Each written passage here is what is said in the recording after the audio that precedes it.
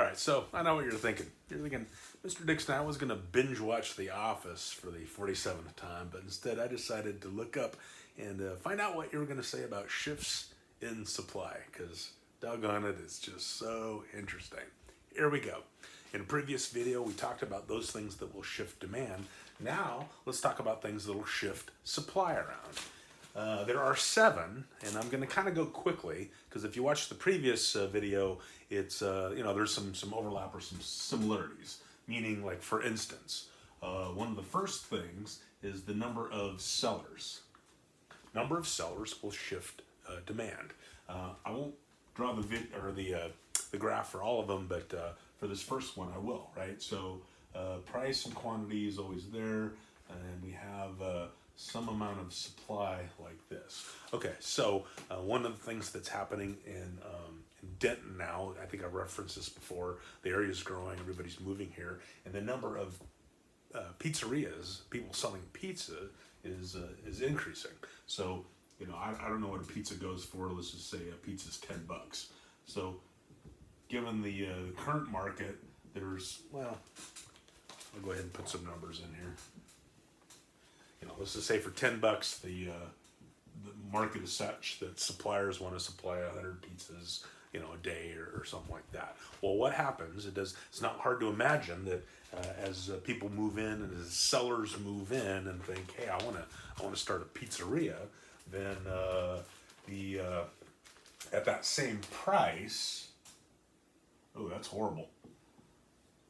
At that same price, the quantity that's supplied to the market increases as more and more people open up pizzerias, and in fact, the supply for pizza shifts and to the right and increases. Okay, and again, just a reminder: a shift for either supply or demand. A shift to the right is always an increase, right? Because zero numbers get bigger that way, and then a shift back to the left is a decrease.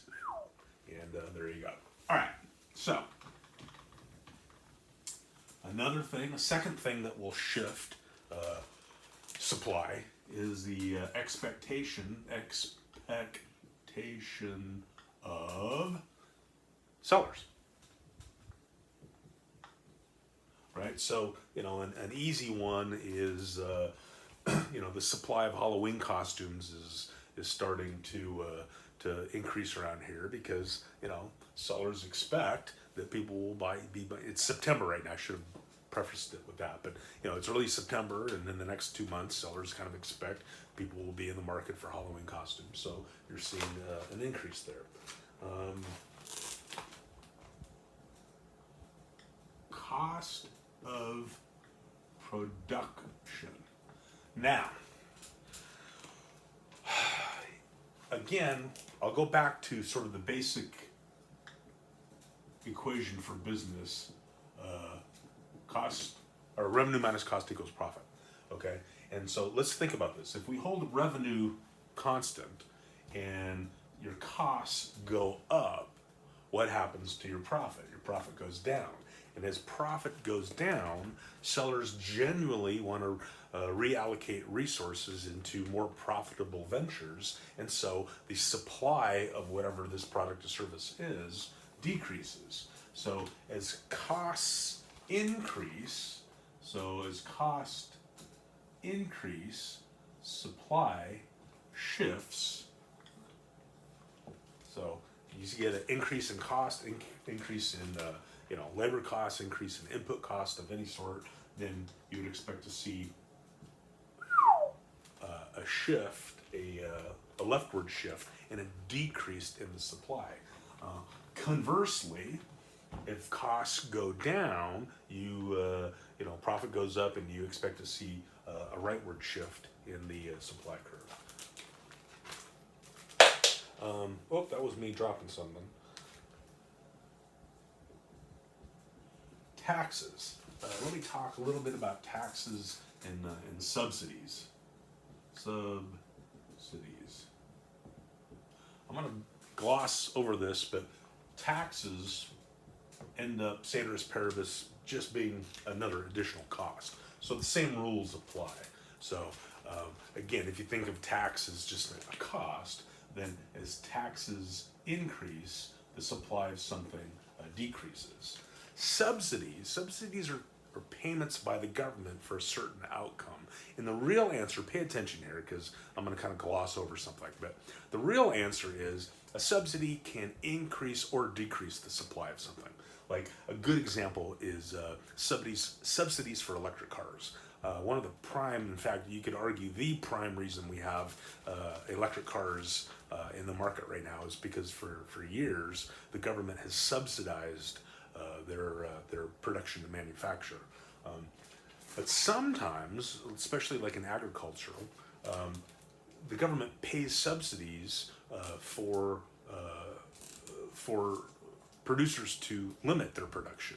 So oftentimes farmers are paid a subsidy to not plant. And so the real answer is subsidies can work either way. But the kind of off-the-cuff rule of thumb has always been if you want more of something, you subsidize it. And if you want less of something, you tax it. And so, again, this is an entry-level course that we're talking about here, so we'll kind of keep it at that. So, again, that's sort of how taxes and subsidies will affect the supply curve. All right. Acts of nature. That should kind of seem fairly obvious, right? Acts of nature, or, you know, if you're you can kind of think your way through that. You know, in the not too distant or recent history, we've you know, had flooding and hurricanes and stuff like that. So, you know, just for an example, if you think of orange crops in Florida, and if a hurricane comes and wipes out half those orange crops, then what happens to the supply of oranges? Decreases, right? But acts of nature can also be good. I mean, here in Texas, if we have a pretty good year, spring and summer worth of rainfall, then guess what happens to the supply of hay? Increases.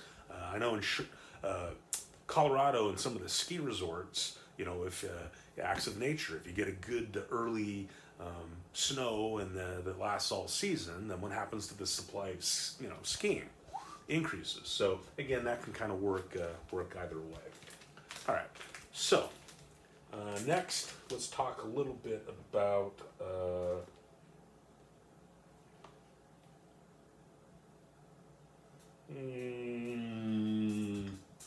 technology.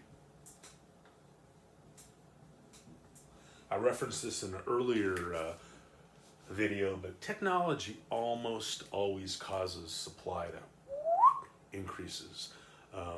You know, if you think about strides that have been made, you know, whether it's production efficiencies or robots or you know, drones or internet, or I mean, you know, the technological change in the past 20 years has just been incredible, and the result is almost always an increase in supply. So technology almost always increases the supply of an output. You know, until until the grid goes down and you lose everything. There was about a year ago, I went to the Apple store and they were closed because you know, somebody hit a transformer and all the you know, all the power was out.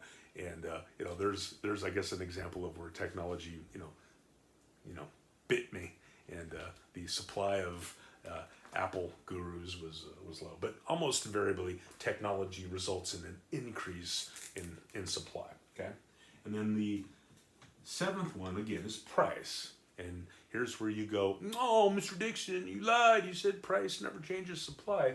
And again, same answer as before.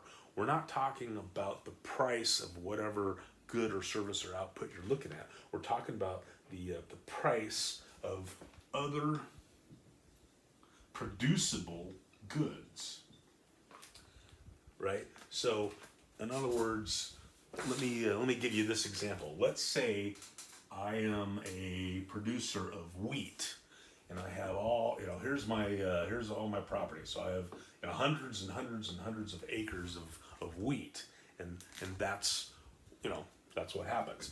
If the price of, so I'm a wheat farmer, Okay.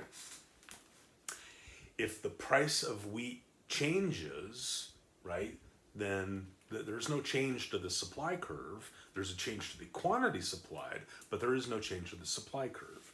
But let's say all of a sudden,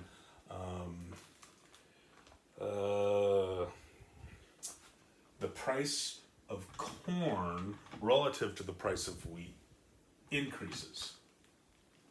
Okay? So now all of a sudden I've got some area here. If the price of corn relative to the price of wheat increases, what am I going to plant? I'm going to plant corn. So if this now becomes corn, then what happened to the supply of wheat? It decreased. So a change in the price of other producible goods can in fact change the supply curve. All right. So those are the 7 things that will shift supply, and again, they're all kind of important. But that was a quick and dirty explanation. But hopefully that makes sense.